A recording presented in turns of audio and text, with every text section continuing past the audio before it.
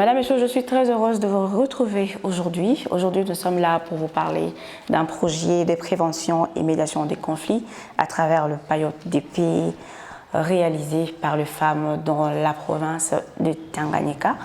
Et nous, c'est le Fonds pour les femmes congolaises. C'est l'unique fonds en RDC qui octroie des subventions aux organisations de la base dirigées par les femmes et les jeunes filles. Je suis très heureuse de recevoir sur ce plateau Monsieur Simon. Caribou et bienvenue. Monsieur Simon, je disais qu'il est le chargeur de programme au sein du Fonds pour les femmes congolaises et nous sommes très reconnaissants du travail qu'il abat au sein de ces structures depuis plus de 10 ans pour la promotion et la protection des droits des femmes. Monsieur Simon, bonjour. Bonjour. Bonjour et bienvenue. Merci beaucoup. Comme vous le disiez, je suis Simon Idi. Je suis chargé de programme du Fonds pour les femmes congolaises. Au sujet de ces projets, c'est un projet qui a été appuyé par UN Peace Building, qui sont, ce qui veut dire Fonds pour la consolidation de la paix. En fait, ces projets s'intitulent Projet de prévention des conflits à travers les paillotes d'épée dans la province de Tanganyika. Et ce projet est une résultante des activités ou des efforts que nous avons consentis dans la province de Tanganyika depuis l'année 2015, quand les conflits avaient commencé entre les Tois et les Bantous et entre les autres communautés vivant dans la province de Tanganyika. C'est un projet qui a été réalisé dans tous les territoires de la province de Tanganyika, Manono, Kabalo, Nyunzu, Kongolo, Moba, les territoires de Kalemi, y compris bien sûr la ville de Kalemi. Et ça consistait à octroyer 8 subventions à 8 organisations de femmes. Et par exemple, Wapandadji a travaillé dans les territoires de Kalemi sur l'axe Moulangé. Terimitière a travaillé dans le territoire de Kalemi sur l'axe Tumbwe vers les lacs. Il y a APEF qui a travaillé aussi dans le territoire de Kalemi, l'axe Kabimba, Taba Congo, et Kabutonga dans les hautes montagnes là-bas. Et bien sûr, évidemment, Kichanga. Et c'est des projets qui consistaient sur la prévention et la médiation des conflits entre éleveurs et agriculteurs.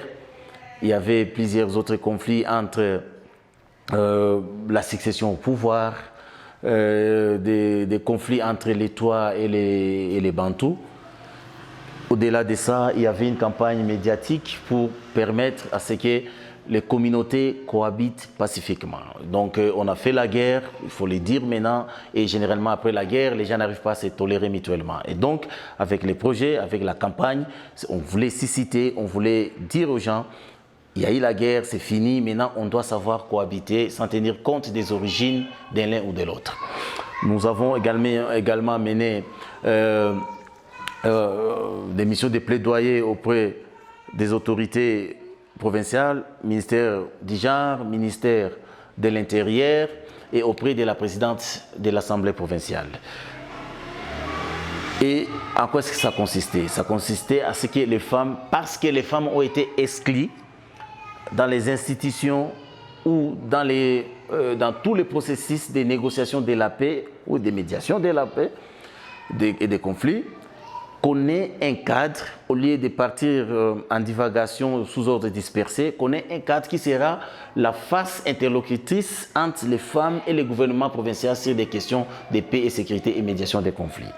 Et la présidente de l'Assemblée provinciale avait pris cette question à cœur et avait décidé de porter ça comme édit au niveau de l'Assemblée provinciale. Et pour ça, elle avait disponibilisé des équipes techniques pour permettre aux femmes de développer ou d'écrire et d'élaborer cet édit à soumettre au niveau de l'Assemblée provinciale. Et cela pourrait permettre à ce que le fonctionnement de ces cadres-là pour femmes soit inscrit au budget du gouvernement provincial.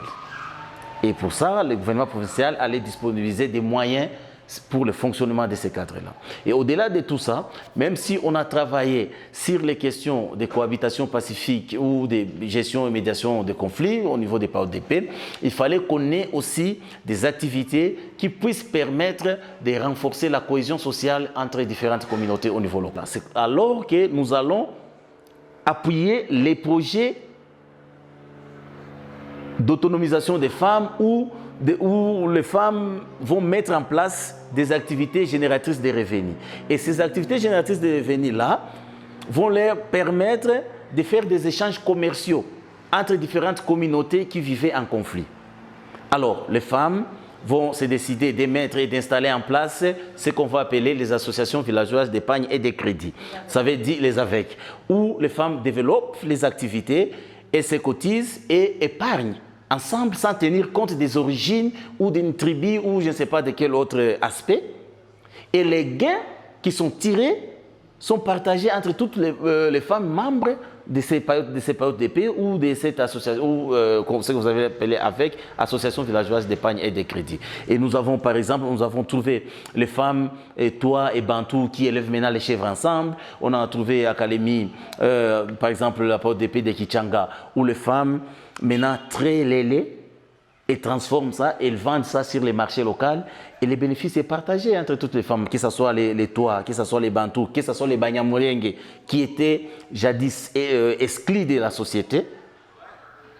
Maintenant, ils sont tolérés, ils sont acceptés et développent ces activités-là ensemble. Un projet de prévention et médiation de conflits à travers le PAOTP mené par les femmes, les organisations dirigées par les femmes, avec le contexte sécuritaire actuel de la RDC, je pense que ce n'est pas facile. Quelles sont les difficultés auxquelles ces femmes ont fait face par rapport à ce projet? Et au sujet des difficultés que les femmes rencontrent généralement sur le terrain, c'est la recrudescence encore des conflits armés vers Moulangué. D'ailleurs, il faut le dire, si les conflits, les récents conflits a été connu au niveau de Tanganyika, c'est parce que la femme, présidente des PAOTP de Moulangué, a alerté sur ces conflits-là, dont son mari, l'ancien actionnaire de son mari qui était avec lui dans un groupe armé, puisque le mari avait quitté le groupe armé parce que sa femme l'avait sensibilisé et le mari a quitté. Mais les autres n'ont pas toléré et quand elle faisait le commerce de l'or, l'exploitation des ressources minières, non, on n'a pas toléré, on a égorgé et les maris et cette femme-là qui était la présidente des PAOTP de Moulangué. Vous voyez comment est-ce que ces conflits-là étaient une grande difficulté et ça ne facilitait pas à ce que les femmes se déplacent pour aller rencontrer les communautés qui ont des problèmes entre elles. Deuxième difficulté rencontrée, et c'est d'ailleurs ça le plus grand défi, c'est l'acceptation du fait que les femmes soient impliquées dans les processus de médiation des conflits.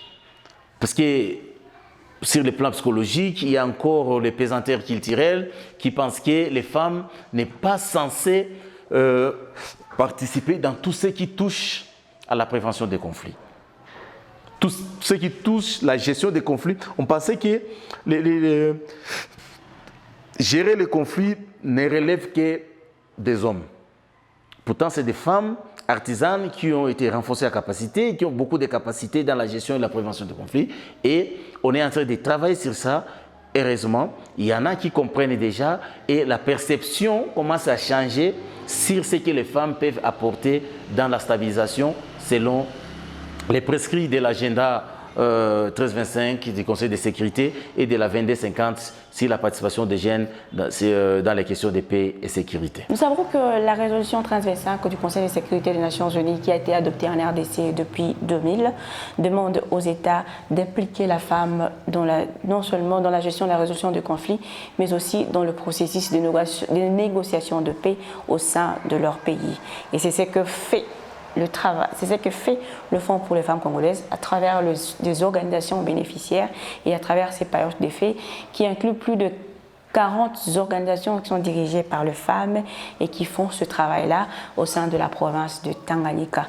Mais alors, M. Suman, pouvons-nous savoir quelles sont d'autres recommandations par rapport à la continuité de ce projet que vous pouvez adresser aux partenaires de développement qui nous suivent en ce moment? Bon, déjà, il y a trop de conflits au Sud Kivu entre les communautés Babembe, Bafuliru, Bavira, Barega et Banyamulenge. Et c'est des conflits qui titrent. Beaucoup de gens ont été contraints à l'exil, d'autres contraints à se déplacer, à abandonner leurs champs. On y pense et il y a 3 dernières années, on avait investi beaucoup de moyens dans les hauts plateaux sur la prévention et la cohabitation pacifique. Il y a la province de l'Ituri où se passent des conflits terribles. Là aussi, on avait on s'était investi il y a quelques temps et je pense qu'il faudra qu'on revienne là-dessus. On est en train de négocier des fonds avec ONIFAM pour nous mettre de travailler sur cette question-là dans la province de l'Ituri. Et bien évidemment, il y a la province du Nord Kivu.